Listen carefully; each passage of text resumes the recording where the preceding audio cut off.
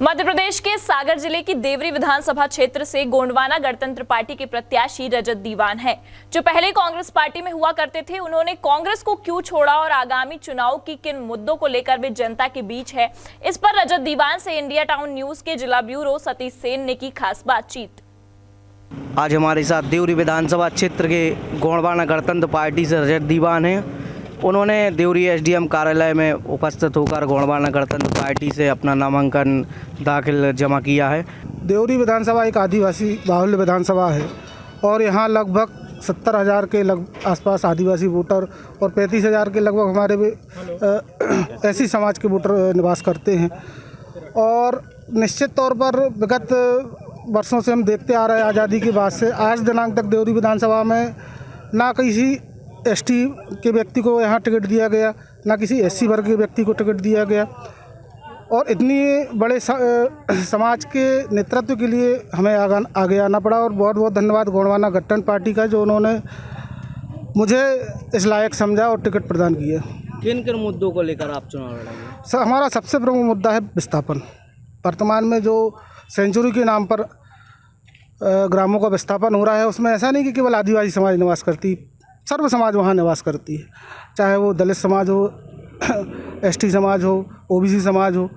तो सरकार के पास जानवरों के लिए जगह है, लेकिन वहाँ से एक पूरी संस्कृति को मिटाना ये कहाँ तक गलत है, इन सभी मुद्दों को लेकर। और सबसे मुख्य शिक्षा, स्वास्थ्य, रोजगार और भ्रष्टाचार। वर्तमान समय में भ्रष्टाचार चरम सीमा पर है।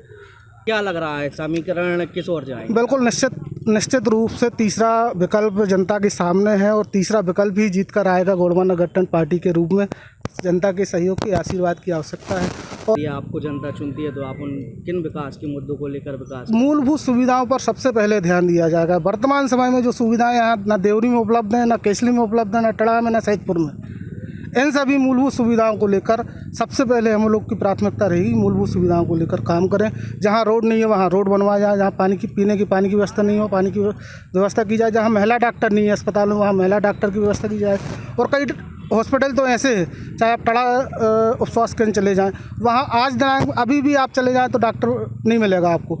इस बार बिल्कुल प्रबल संभावनाएँ हैं कि यहाँ तीसरा विकल्प निकल कर आएगा, क्योंकि इनको 10 साल से देख रहे हैं कांग्रेस वालों को, और भाजपा वालों को 18 साल से मध्य प्रदेश सरकार के उसमें देख रहे हैं। तो निश्चित तौर पर जनता ऊब चुकी है। अब तीसरा विकल्प उनके सामने हाजिर है, तो उस पर वो मोहर लगाएगी। इसी के साथ हमारे साथ बात करने के लिए गोंडवाना गणतंत्र पार्टी के राष्ट्रीय महासचिव हैं, हम उनसे भी बात करेंगे। हमारे गोंडवाना गणतंत्र पार्टी के जो संस्थापक दादा हीरा सिंह मरकाम थे, उनका एक सपना था कि मध्य प्रदेश और छत्तीसगढ़ में गोंडवाना गणतंत्र पार्टी की सरकार बने। उसी को लेकर के आज मध्य प्रदेश और छत्तीसगढ़ में हमने बहुजन समाज पार्टी से हमने गठबंधन किया। और जैसे ही गठबंधन हुआ तो SC, ST, OBC, माइनॉरिटी, एक खुशी की लहर, एक तीसरे विकल्प के रूप में मध्य प्रदेश और छत्तीसगढ़ में गोंडवाना गणतंत्र पार्टी बड़ी ताकत के साथ उभर के सामने आई है।